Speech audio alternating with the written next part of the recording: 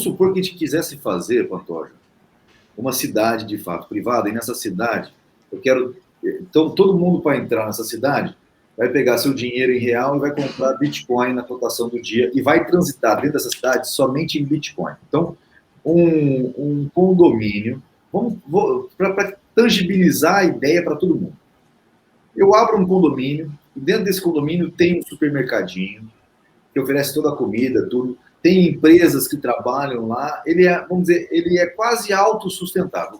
Depois eu extrapolo para um país eco, que faz comércio com o país da qual circunda ele, o Brasil, por exemplo.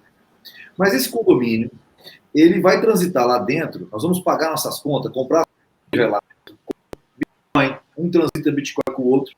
Ou seja, a Receita Federal do Brasil não consegue mensurar seu lucro. Vai comprar a casa em Bitcoin.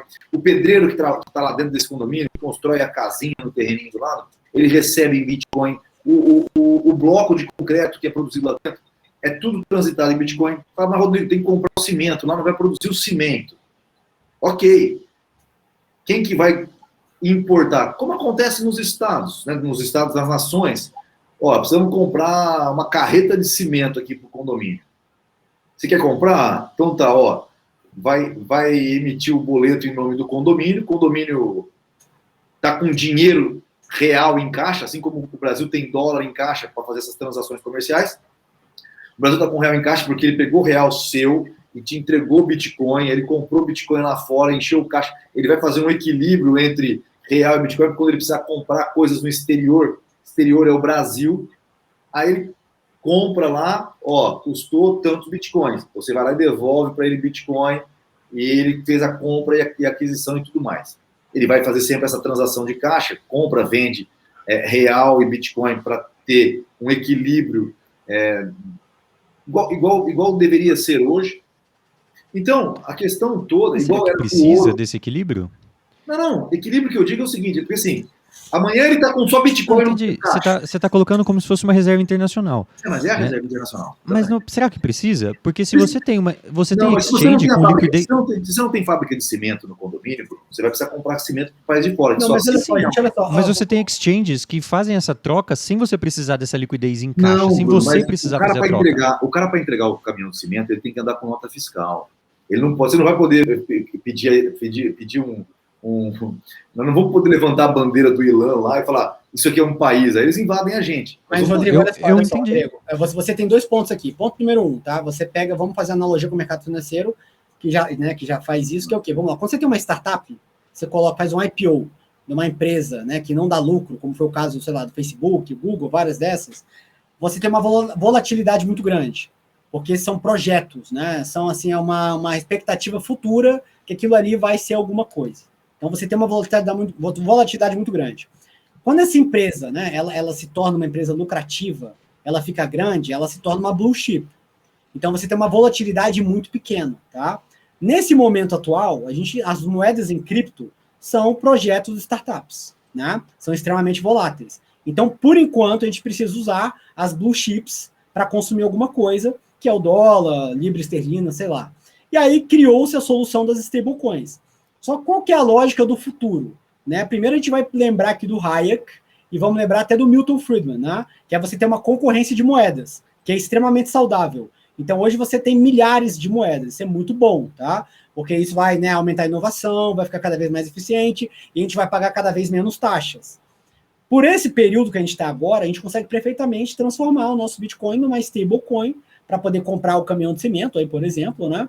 E no futuro, essas moedas, né, elas tendem a virar uma blue chip e se tornar realmente o lastro, né, da economia. Essa seria só para conceitualizar, talvez, rapidinho, stablecoins são tokens derivados de moedas, tá? Então você tem a True Dollar lá, que o pessoal mais usa, seria mais ou menos uma espécie de um token derivado do dólar. Então ele tem a cotação do dólar, como sempre, independente do que você tá, de como está o mercado, né? Inclusive o mercado do True Dollar influencia no mercado do dólar. Você entendeu, Bruno? Eu estou tentando colocar aqui, é a nossa vida real da nossa cidade privada dentro do Brasil. Não, eu entendi, eu só estou te colocando o seguinte, que as exchanges fazem essa troca com muita facilidade. Então você emite essa nota fiscal em real e E esse Bitcoin que está nessa tesouraria, esse Bitcoin que está em caixa, é trocado e paga ao mesmo tempo. É uma coisa assim muito rápida, uma transação muito rápida. Isso quando você não faz sem precisar da transação em si. Você paga com o PayPal, por exemplo, né? Então, mas a questão toda é a seguinte, ó. Nós todos entramos nesse país com reais. Quem vai vender para a gente ficar anônimo, é o condomínio. Vai vender bitcoins para a gente na cotação do dia lá. É aí que eu acho que está errado. É esse ponto que eu não acho que seria necessário. O país em si, o condomínio em si, não precisa vender. A pessoa pode comprar por si só de uma maneira descentralizada. E ele for rastreável, você vai se manter refém do Estado. Mas, Rodrigo, tem um outro ponto, acho que você está ignorando, que é o seguinte, pela economia, né, o que a gente compreende? Né? Primeiro que eu costumo dizer que a gente não vive no Estado, a gente vive numa capistão, a gente sempre viveu em um Estado que está tentando regular o livre mercado. O mundo é um livre mercado. Por exemplo, o condomínio que eu moro agora, tá, onde eu moro, tem o WhatsApp com comidas. Tem gente que vende hambúrguer, que vende não sei o que lá, e a pessoa vem aqui na porta da minha... Opa. Travou. Isso com muita frequência, tá? Peraí, Roberto, desculpa, você deu uma travada aqui. Você estava falando que o pessoal vende comida aí na sua casa? No seu condomínio? No condomínio, né, você tem um grupo do WhatsApp que a gente tem um clube de permuta, né? Existe transação o tempo todo aqui entre as pessoas que moram aqui. Tem pessoas que largaram o emprego só para ganhar dinheiro com o que é transacionado aqui dentro, tá? E aí, o que a gente está ignorando aí? Está ignorando que a tecnologia, ela engole o Estado, ela engole as pessoas, ela engole tudo, né? Então, por exemplo, o Banco do Brasil acabou de falar que ele vai começar a oferecer Bitcoin. Então, assim, na verdade, o Estado não tem o que fazer, porque o Bitcoin engole as coisas. Por quê? Porque pela economia, que a gente estuda, né, o capitalismo, o que vale é o que é mais eficaz dentro do mercado. Então, essa eficácia que vai engolir, o que o Bitcoin está engolindo o mercado. Né? Então, assim, não tem volta, não tem o que ser feito. Assim, o que eu quero dizer com isso? O Estado vai falar assim, meu amigo, já era, eles valem 2 trilhões de dólares e eu vou me adaptar ao Bitcoin. Entendeu? Não é a gente que vai se adaptar a eles. É eles que já estão se adaptando a gente. Essa é uma informação até interessante. O market cap do Bitcoin, quantidade de dinheiro investido, vamos dizer assim, em Bitcoin, já ultrapassou a Bolsa de Valores brasileira inteira. Todo o mercado acionário brasileiro já está menor do que o Bitcoin. Rodrigo, não sei se respondeu a sua pergunta. Eu continuo com a minha dúvida seguinte. É que assim, a sua rastreabilidade, que eu acho que é o seu grande medo, é o seguinte: ele é 100% rastreável, sim, tá? Todas as transações são transparentes, porque o Bitcoin quer dar essa transparência para o mercado financeiro. Mas, por um outro lado, você não necessariamente precisa comprar com registro. Você não precisa, e não deveria, inclusive, comprar em exchanges brasileiras. Né? Você pode comprar em exchanges como essa que eu comentei, a Uphold, a Binance você compra em depósitos menores, ao invés de ter lá a sua conta verificada para depositar, sei lá, 10 mil de uma vez, você deposita 700 por vez. Você tem várias opções para não ser rastreável, para não linkar aquele Bitcoin em você. Tá? E você tem moedas que são, você tem a Monero, você tem a Vcash, você tem várias moedas que elas são irrastreáveis, tá, Rodrigo? Várias, tá? Era exatamente o que eu ia falar, da gente, porque assim, Roberto, nosso programa ele vem evoluindo assim em temas, né?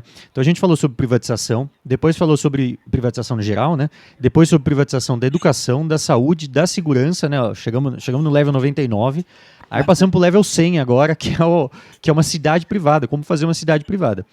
E agora a gente surgiu aquela ideia, né? Aquela dúvida. Como funcionar a economia dentro dessa cidade? Porque se a gente for usar real lá dentro, vai ser a mesma coisa que ser um condomínio qualquer. Gente, eu acho que vocês têm que pensar no seguinte, tá? Que eu acho que é o ponto mais importante do Bitcoin, que eu acho que é a base do Bitcoin do Satoshi Nakamoto, que é o seguinte.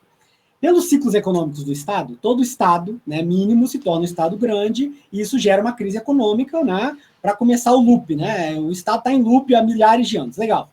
Só que qual que é o problema? Qual que é o problema do Brasil estar quebrado hoje? O problema do Brasil estar quebrado hoje é que existe o risco do dinheiro que você trabalhou suado e deixou no banco de ter um plano Collor. Esse é o grande risco, tá?